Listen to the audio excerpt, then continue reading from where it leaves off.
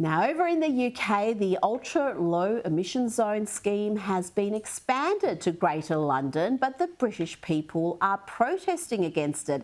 An anti-ULEZ vigilante group known as the Blade Runners has committed itself to removing or disabling every last ULEZ camera in London. Mayor Sadiq Khan is learning that if you tax the poor, this is what you get.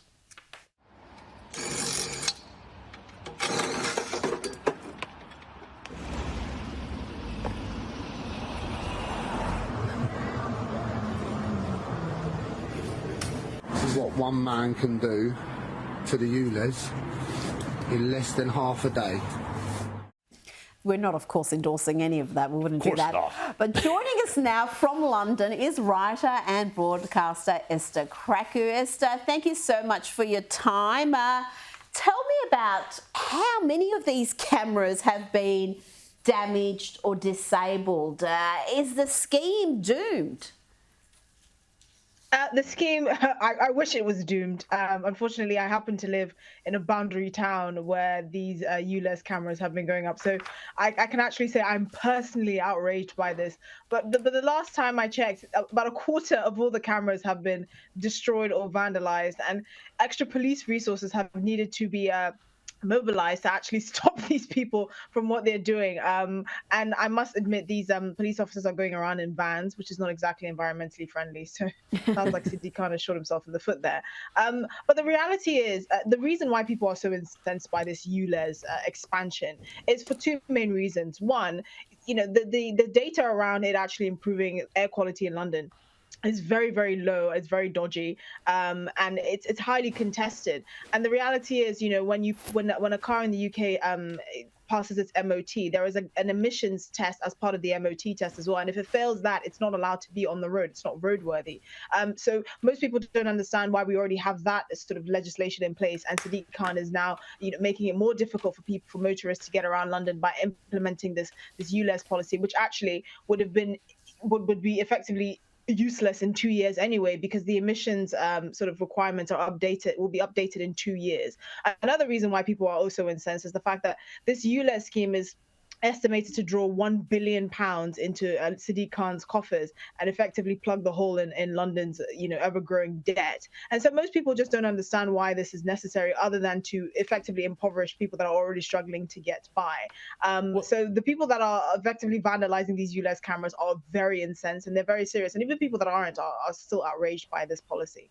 Well, Esther, it is amazing to me to hear you say that the police are spending their resources trying to defend these cameras when they can't, catch a burglar and they can't prosecute people for mayhem at the Notting Hill Carnival. But I would put it to you that really the true point of this ULEZ scheme seems to be less about saving the planet or saving the air quality in London, which we know historically has always been a bit of a thing, but rather about, this is essentially a tax on people who don't have enough money or class to drive an expensive electric vehicle from moving from point A to point B easily. This is a movement restriction tax on the people, and that, I think, is why people are rebelling. Is that correct? Absolutely. And you have to remember the most vulnerable people that will be hit by this ULEZ policy. You can have an old woman trying to go to church in sort of a neighboring town that's going to be hit by a £12.50 a day fine, or women that are traveling at night, or families that need to get by. There are very many people that are going to be negatively affected by this ULEZ expansion. And the reality is, Sadiq Khan's excuse that this is going to improve air quality, the data actually is very limited. He paid Imperial College £800,000 over 2 years to come up with data to prove that this would be effective. And when they didn't, his office had the audacity to send an email saying they were disappointed by the findings because the actual benefits of this ULEZ expansion would be negligible. And we only discovered this because of a Freedom of Information Act request that was put in. So Sadiq Khan has really failed the working class of London by implementing this ULEZ scheme, and it's going to be completely ineffective. And the sad thing is, even though this was contested in the High Court, he was still allowed to expand, and it's very disappointing.